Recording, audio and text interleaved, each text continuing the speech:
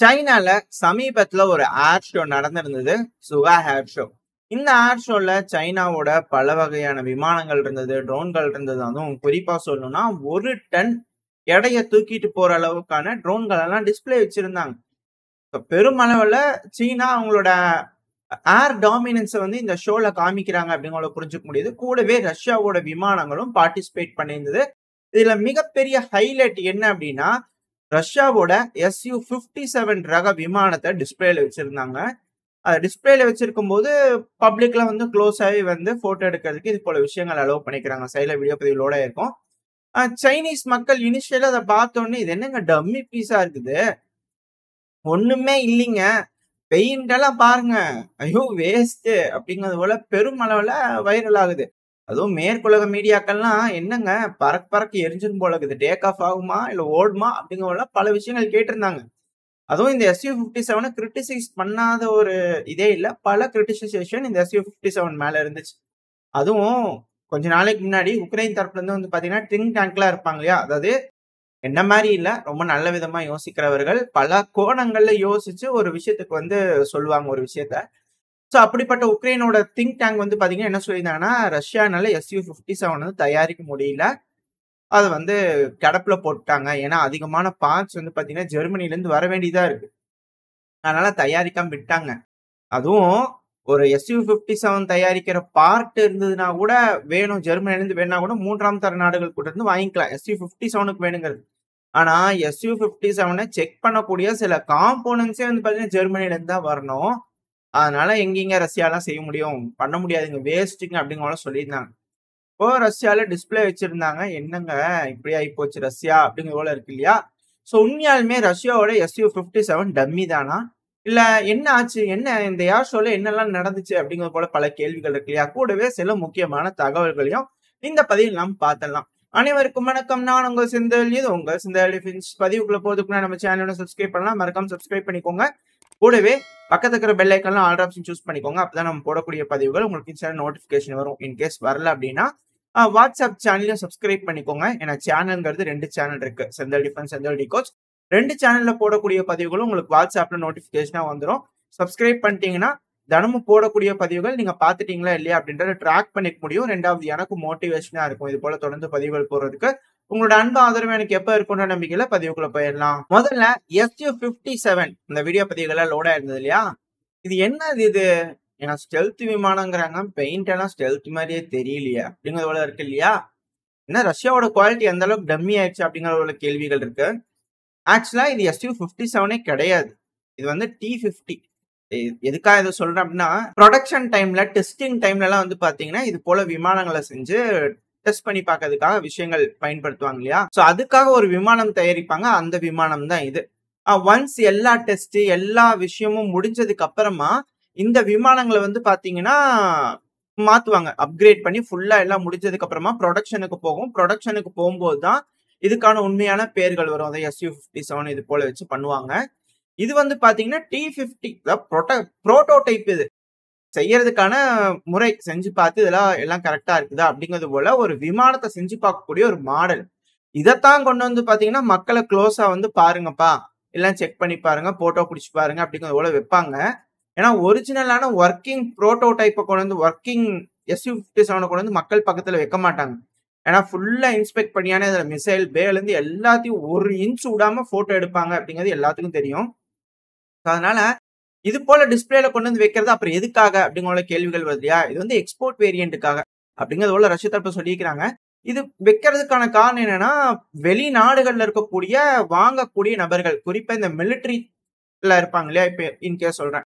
நம்ம நாட்டுல இருந்து ராணுவ தரப்புல வந்து போயிருப்பாங்க. இது போல ஷோ எல்லாம் பார்த்திருப்பாங்க. பார்க்கும்போது எப்படி இருக்குது இந்த விமானம்? இத பார்க்கறதுக்கு எப்படி இருக்குது? பறக்குமா இந்த விமானம் முதல்ல? என்ன மாரியான கெப்பாசிட்டி இருக்குது அப்படிங்கிறத தெரிஞ்சுக்கிறதுக்காக, சும்மா பார்வையில பார்த்து தெரிஞ்சுக்கிறதுக்காக, சில பல விஷயங்கள் நுணுக்கமா மிலிட்டரில இருக்கிறவங்களுக்கு தெரியும். சோ அவங்க அத பார்த்து தெரிஞ்சுக்கிறதுக்காக ஒரு ஒரு பொம்மையாட்டம் கொண்டு வந்து வச்சிருக்காங்கன்னு வச்சுக்கோங்களேன். ஆனா இதுல இருக்கிறதெல்லாம் வொர்க்கிங் பார்ட்ஸ் தான். இந்த விமானங்கள்னால டாக்ஸி பண்ண முடியும். மேபி சில விமானங்கள்னால பறக்க கூட முடியும். அது நம்மளால என்ன ஏதுங்க சொல்ல முடியாது. இத வச்சு பார்த்து சொல்ல முடியாது. பட் ஆனா இத பார்த்துட்டு பல நபர்களும் வந்து பார்த்தீங்கன்னா, இது வந்து டம்மி, வேஸ்ட், புவர் குவாலிட்டி அப்படிங்கிறது போல பலரும் பல மீடியாக்களும் வந்து பார்த்தீங்கன்னா சொல்ல ஆரம்பிச்சாங்க. குறிப்பா மேற்குல இருக்கக்கூடிய மீடியாக்கள். சரி, ஓகே. அப்ப என்ன ஏர் ஷோல SU-57 பறக்கலையா அப்படிங்கன்னா, பறந்துச்சு. அதுக்கு தனி ஒரு விமானம். அது வந்து இறங்கி இருக்குது. வந்து இறங்குனதுக்கு அப்புறமா அந்த பார்ட்ஸ்லாம் சேர்த்துவாங்க. இப்ப இன்கேஸ் இப்ப அது வரக்கூடிய விமானங்கள்ல ஏதோ ஒரு சில பல பழுது ஏற்படுதுன்னு வச்சுக்கோங்களேன். இப்ப அதுக்கு பறக்கக்கூடிய ஷோல வந்து ஷோ காட்டக்கூடிய SU-57 ரக விமானத்துக்கு வந்து பாத்தீங்கன்னா, ஏதோ ஒரு உதிரி பாகங்கள் தேவை இல்லையா? ஸோ அப்படி தேவைப்படும்போது இத கேனிபலைஸ் பண்ணி இப்போ நிப்பாட்டிக்கிறாங்களே மக்கள் முன்னாடி. ஸோ அதுல இருக்கக்கூடிய பார்ட்ஸ் ஏதாவது கேனிபலைஸ் பண்ணி வேணுங்கிற பார்ட்ஸ் இம்மீடியட்டா எடுத்து அதுக்கு வச்சுக்கலாம். ஸோ எந்த ஒரு ஏர் ஷோவா இருந்தாலும் ஒரு விமானம் போதும் ஒரு கேனிபலைஸ் பண்றதுக்கு ஒரு விஷயம் எடுத்துட்டு போகும். இது காமனா நடக்கக்கூடிய விஷயம் தான். இத வந்து பொம்மைய வந்து பார்த்துட்டு இது புவரா இருக்குதுன்னு சொன்னா எப்படி? அப்படின்னு ஒரு கேள்வி இருக்கு இல்லையா? சரி என்னதான் ஆச்சு? SU-57 என்ன ஆச்சு அப்படின்னு கேட்டா சைடுல வீடியோ பதிவுகளோட இருக்கு. டாப் கன் மேவிக். இந்த படம் நான் தியேட்டர்ல பார்த்தேங்க. உண்மையாலுமே சூப்பரான ஒரு படம். அந்த படத்துல வந்து பார்த்திருந்தீங்கன்னா, ஒரு சூப்பரான ஒரு மூவ் இருக்கும். இந்த டாம் குரூஸ் அவர்கள் வந்து பறக்கும்போது முன்னாடி 5த் ஜெனரேஷன் ஃபைட்டர் ஜெட் வந்து பார்த்தீங்கன்னா, அப்படியே ஒரு டர்ன் அடிக்கும் இல்லையா? அந்த அக்ரோபேட்ட இந்த SU-57 செஞ்சு காமிச்சது வானத்துல. ஐ அம் ரியலி ஷாக்டு. அதாவது ரொம்ப அமேசிங்கான ஒரு அக்ரோபேட். இத எக்ஸாஜுரேட் பண்ணணுன்றதுக்காக சொல்லல. நீங்க அத பார்த்தீங்கனாலே தெரியும். எந்த அளவுக்கு பண்ணியிருக்காங்கன்ட்டு.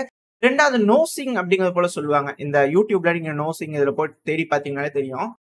எப்படின்னா, நம்ம நினைக்க முடியாத அளவுக்கான வேலைகள் அதுல செய்வாங்க.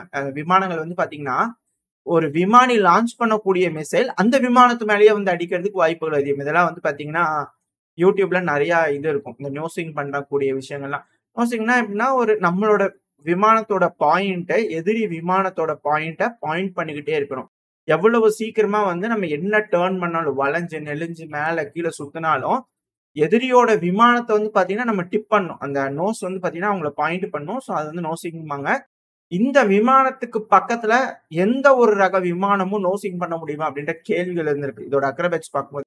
மேபி எல்லா விமானினாலும் இதே போல பெர்ஃபார்மன்ஸ குடுக்க முடியாது. வேரியேஷன்ஸ் இருக்கலாம். ஆனா, SU-57 த பெஸ்ட் அப்படிங்கிறத காமிச்சிருச்சு. ரஷ்யாவோட விமானங்கள் எந்த அளவுக்கு இருக்குமோ, அதோட ஸ்டாண்டர்ட் என்ன அப்படிங்கிறது ரஷ்யாவோட SU-57 காமிச்சிருச்சு. 2வது உக்ரைன்ல திங்க் டேங்க்லாம் சொன்னாங்களா, சரி ஏதோ 1, 2 ஆயிருச்சு. என்ன ரெடி ஆயிருமா? என்ன டெலிவரி ஆகுமா? அப்படிங்கிற கேள்வி எல்லாம் இருக்கு இல்லையா?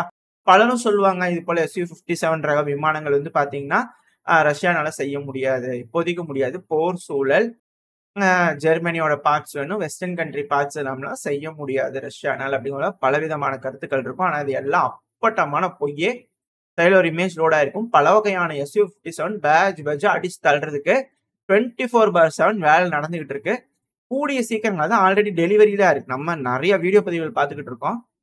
தொடர்ந்து டெலிவரி ஆகக்கூடிய வீடியோக்கள் இதுக்கு மேல வர ஆரம்பிக்கும். ஏன்னா ஏர் ஷோல காமிச்சிட்டாங்க. இப்ப அது பறக்கக்கூடியது கூட எக்ஸ்போர்ட் வேரியன்ட்ட காமிச்சிருக்காங்க. மேபி பல நாடுகளும் விருப்பம் தெரிவிக்கலாம் அப்படிங்கிறது போல ரஷ்ய தரப்பு வந்து எதிர்பார்த்துக்கிட்டு இருக்காங்க.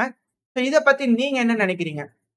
ரஷ்யாவோட விமானம் நல்லா இருக்குன்னு நினைக்கிறீங்களா? இல்ல வேஸ்ட் அப்படிங்கிற போல நினைக்கிறீங்களா? கருத்துக்கள் என்ன அப்படிங்கிறது கமெண்ட் செக்ஷன்ல சொல்லுங்க. இதே போல ஒரு விஷயம் சமீபத்துல ஈரான்ல நடந்திருந்தது. ஈரான் அவங்களோட ஸ்டெல்த் ஃபைட்டர் ஜெட்ட வெளியிட்டிருந்தாங்க. அந்த ஸ்டெல்த் ஃபைட்டர் ஜெட்ட அவங்க டாக்ஸி பண்ணி காமிச்சாங்க. வேஸ்ட்டுங்க, டம்மி பீஸுங்க அப்படிங்கிற போல ஏகப்பட்ட விஷயங்கள் இருந்தது. உண்மையாலுமே ஈரானோட ஸ்டெல்த் ஃபைட்டர் ஜெட் டம்மி தானா? அப்படிங்கிறத அடுத்த பதிவுல நம்ம தெளிவா பார்க்க ஆரம்பிச்சிடலாம். இந்த பதிவு உங்களுக்கு எப்படி இருக்கு? பிடிச்சிருக்கா? பிடிச்சுனா உங்க ஃப்ரெண்ட்ஸ் அண்ட் ஃபேமிலியோட ஷேர் பண்ணுங்க. 2வது உங்களோட கருத்துக்களை கமெண்ட் செக்ஷன்ல சொல்லுங்க. இந்த பதிவு நல்லா இருக்கும்ன்ற நம்பிக்கையில அடுத்த பதிவுல சந்திக்கிறேன். அது வரைக்கும் ஸ்டே சேஃப். பை.